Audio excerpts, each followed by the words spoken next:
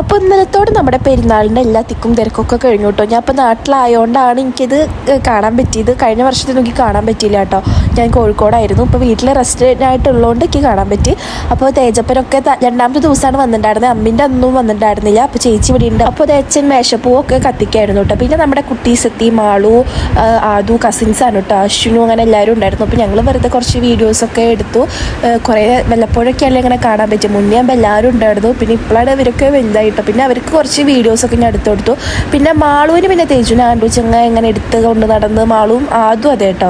അവർ നന്നായി നോക്കും തേജപ്പനെ എടുത്തിട്ട് കൊണ്ട് നടന്ന്. അവൻ്റെ വാശിക്കൊക്കെ അവർ ഒപ്പം നിന്ന് തുടങ്ങും. പിന്നെ നമ്മുടെ വീടിൻ്റെ ഫ്രണ്ടിൽ കൂടി കേട്ടോ ഇതൊക്കെ ഇങ്ങനെ പോവാം. ഇത് പിന്നെ നമ്മുടെ കനാലിൻ്റെ അവിടെ ആണ് പരിപാടി ഉണ്ടാവും. പിന്നെ ഗൈസ്, ഈ നാസിക് ഡോൾ കൊട്ടുന്നവരുടെ എഫേർട്ട് പറയാതിരിക്കാൻ പറ്റില്ല കേട്ടോ. ചേട്ടന്മാർ അത്രയും കഷ്ടപ്പെട്ടിട്ട് അയ്യോ എങ്ങനെയാണ് അവരെന്നെ സമ്മതിക്കണം കേട്ടോ.